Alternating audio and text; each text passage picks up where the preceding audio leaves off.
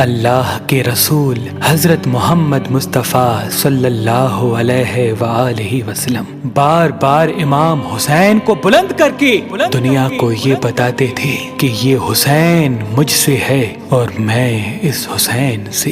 اے لوگو، اگر اس حسین پہ کوئی مشکل وقت آ جائے اور یہ تم سے مدد طلب کرے تو اس کا ساتھ دینا، کیونکہ یہ جنت کے جوانوں کا سردار ہے، میرا خون ہے، میری اولاد ہے۔ لیکن افسوس، ابھی رسول اللہ کی رحلت کو تھوڑا وقت ہی گزرا تھا کہ کربلا کے میدان میں ایک طرف 9 لاکھ کا مجمع تھا تو دوسری طرف وہ حسین جس کو اللہ کے رسول اپنے کندھوں پہ سوار کرتے تھے۔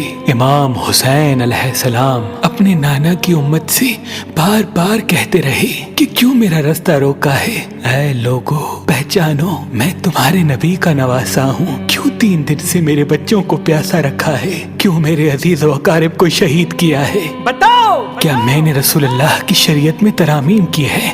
کسی انسان کا حق کھایا ہے؟ کسی انسان پہ ظلم کیا ہے؟ اتنے میں فوج یزید ایک آواز میں کہنے لگی، اے حسین، ہم سب تجھے تیرے بابا علی کے بغض میں قتل کر رہے ہیں تاکہ یزید ہماری جھولیاں دولت سے بھر دے۔ امام حسین نے فرمایا، اے لوگو، آج جس اسلام کا علم تمہارے ہاتھوں میں بلند ہے، یہ علم میرے بابا علی نے بلند کیا، مت بھولنا۔ خیبر و خندق میں اگر علی نہ ہوتے تو اسلام کی فتح ناممکن تھی۔ وہ علی جس نے پوری زندگی اسلام کی تبلیغ کی، حق کو بلند کیا، رسول اللہ کی حفاظت کی، آج اس علی کو یہ اجر دے رہے ہو۔ اے لوگو، بتاؤ، اللہ کے رسول نے بار بار میرے بابا علی کا ہاتھ بلند کر کے فرمایا تھا کہ جہاں حق ہوگا وہاں علی ہوگا، جہاں علی ہوگا وہاں حق ہوگا، اور آج اس علی اور اولاد رسول کو یہ اجر دے رہے ہو۔ اتنے میں یزید کی فوج کے سپہ سالاروں نے دیکھا کہ کہیں فوج میں بغاوت نہ ہو جائے۔ اے شمر، کیا دیکھ رہے ہو؟ حملہ کرو۔ بس لاکھوں کی فوج نے جب رسول اللہ کے نواسے پہ حملہ کیا، امام حسین علیہ السلام نے اللہ کا نام لیا اور ذوالفقار کو نیام سے نکالا۔ تاریخ گواہ ہے، ایک طرف لاکھوں کا مجمع اور ایک طرف 3 دن کا بھوکا پیاسا حسین ابن علی۔ زمین پہ اس طرح کی جنگ پہلے کبھی نہیں دیکھی تھی کہ ایک تنہا انسان لاکھوں کے مجمع کو اس طرح سے فنار کر رہا ہے کہ فوج اشکیا واپس پلٹ کے بھاگنے لگی۔ امام حسین فوج یزید سے مخاطب ہو کے فرماتے ہیں، آؤ، 3 دن کے بھوکے کی جنگ دیکھو، 3 دن کے پیاسے کی جنگ دیکھو، رسول کے اس نواسے کی جنگ دیکھو، اس کی جنگ دیکھو جس کا جوان بھائی مارا گیا، جس کے جوان بیٹے کو نظروں کے سامنے قتل کیا گیا، جس نے اپنے ہی ہاتھوں سے اپنے بچے کی قبر بنائی۔ امام حسین شیر کی طرح فوج یزید سے لڑ رہے ہیں۔ اتنے میں آواز غائب آتی ہے، حسین، تیرا اللہ تجھ سے راضی ہوا۔ بس اس صدا کا سننا تھا، امام حسین علیہ السلام نے اپنی ذوالفقار کو تھام لیا۔ اتنی میں عمر بن سعد کہتا ہے، شمر، کیا دیکھ رہے ہو؟ یہ علی کا شیر ہے، اس کو مات دینا ناممکن ہے، جاؤ خیموں کو آگ لگا دو۔ بس کچھ ظالموں نے بیبیوں کے خیموں کو آگ لگا دی اور کچھ امام حسین کو دور سے تیر مارنے لگے۔ امام حسین کبھی بیبیوں کے خیموں کی طرف بڑھتے ہیں، کبھی فوج کی طرف جاتے ہیں۔ عمر بن سعد اور شمر نے فوج کو 4 حصوں میں تقسیم کر دیا اور یہ کہا کہ کوئی بھی حسین کے قریب نہ جائے، جس کے پاس جو جو چیز ہے وہ دور سے حسین کو مارے۔ جس کے پاس نیزہ تھا اس نے نیزہ مارا، جس کے پاس تیر تھے وہ تیر مارتا رہا، جس کے پاس برچیاں تھی وہ برچیاں مارنے لگا۔ تاریخ نے لکھا جس کے پاس مارنے کے لیے کچھ نہ تھا وہ کربلا کی گرم زمین سے مٹی اٹھا کے امام حسین کی طرف پھینکتا رہا۔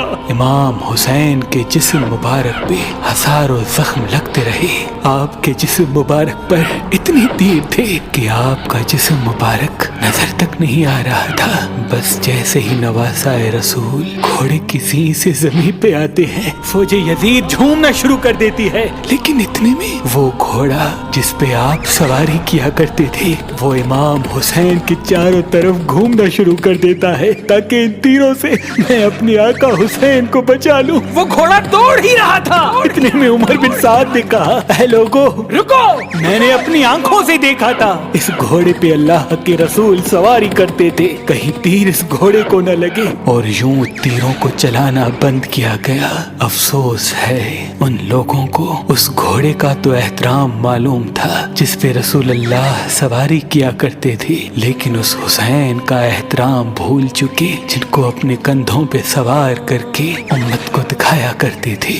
بس امام حسین علیہ السلام زمین کربلا پہ اپنا سر رکھ کے اللہ کا شکر کر رہے ہیں، اور وہاں فوج یزید کے مختلف سپاہی امام حسین کا سر کاٹنے کے لیے قریب آتے ہیں۔ جو بھی قریب آ کے امام حسین کے سر کو دیکھے تو اسے امام حسین کے چہرے میں رسول اللہ کا چہرہ نظر آئے اور وہ چیخ کے دور چلا جائے۔ اتنے میں شمر کہنے لگا یہ کام مجھ سے ہی ہونا ہے۔ جیسے ہی شمر نے خنجر امام حسین کے گلے پہ رکھا تو وہ دیکھے امام حسین کے لب ہل رہے ہیں۔ اس نے سوچا ہم نے حسین کا پورا خاندان قتل کر دیا، 3 دن تک حسین کے بچوں کو پیاسا رکھا، شاید حسین ہمیں بد دعا دے رہے ہوں گے۔ سننے کے لیے کان قریب کرے تو کیا سنے، امام حسین علیہ السلام اللہ کی دربار میں اللہ کی نعمتوں کا شکر کر رہے ہیں کہ اے اللہ تیرا شکر ہے کہ اس عظیم امتحان کے لیے تو نے اس حسین کو چنا۔ اتنے میں امام حسین نے آنکھیں کھولی اور شمر سے کہا اے شمر، کیا تو نہیں جانتا میں رسول اللہ کا نواسا ہوں، جنت کا سردار ہوں، حق پہ ہوں، بے جرم ہوں؟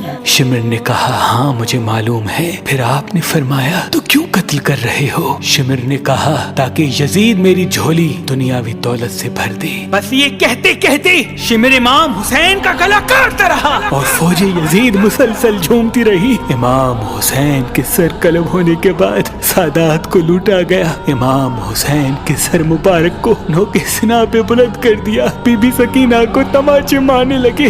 رسول اللہ کی نواسیوں کے سروں سے چادر کو لوٹ لیا اور امام حسین کے جسم مبارک کی توہین کرنے لگے۔ تاریخ نے لکھا امام حسین کے جسم پر جو جو چیزیں تھیں ان کو لوٹنے لگے۔ اتنے میں ایک شخص امام حسین کے جسم کے قریب آیا۔ امام حسین کے ہاتھ میں ایک انگوٹھی پہنی تھی، اتارنے کی کوشش کی، نہ اتری، وہ انگلی کاٹ کے انگوٹھی لے گیا۔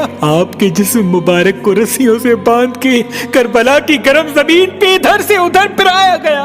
اتنے میں عمر بن سعد نے کہا اے شمر، حسین اور اس کے ساتھیوں کی لاش کا وہ حشر کرتے ہیں کہ رہتی دنیا تک کوئی بھی یزید کے خلاف آواز نہ اٹھائے، سب کے جسم سے سروں کو کاٹ لو اور سب کی لاشوں کو پامال کر دو۔ زمین کربلا گواہ ہے، کہیں سے کوئی قبیلہ اٹھ کے آتا ہے اور کہتا ہے کہ ہم حر کی لاش کو پامال ہونے نہیں دیں گے، کہیں بی بی ام لیلا کا قبیلہ آ کے کہتا ہے کہ ہم علی اکبر کا لاشا پامال ہونے نہیں دیں گے، کہیں بی بی رباب کے قبائل کے لوگ کہتے ہیں ہم علی اصغر کا لاش پامال ہونے نہیں دیں گے۔ ایک ایک شہید کی لاش پامال ہونے والی جگہ سے ہٹائی گئی۔ تاریخ گواہ ہے صرف رسول اللہ کا اکیلا نواسا کربلا کی گرم زمین پہ پڑا رہا اور مغرب کے گھوڑے مشرق کی طرف، مشرق کے گھوڑے مغرب کی طرف دوڑتے رہے۔ امام حسین کا جسم پامال ہوتا رہا۔ امام جعفر صادق علیہ السلام فرماتے ہیں میرا سلام ہو میرے اس غریب دادا پر جس کی لاش کو اس طرح سے پامال کیا گیا کہ ان کی دائیں پسلیاں بائیں پسلیوں کی طرف چلی گئی اور بائیں پسلیاں دائیں پسلیوں کی طرف چلی گئی، جن کا سینہ اور پشت ایک ساتھ ہو گیا۔